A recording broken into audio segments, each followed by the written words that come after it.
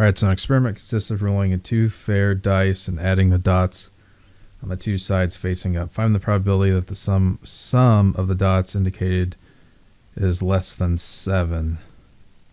So, if you look here, it's got to be less than 7, so it can't be 7. So if you look here, anything below and right of this line is equal to 7.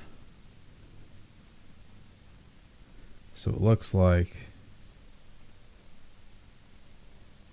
all of these, and that's 1, so 5, 4, that's 9, 12, 14, 15.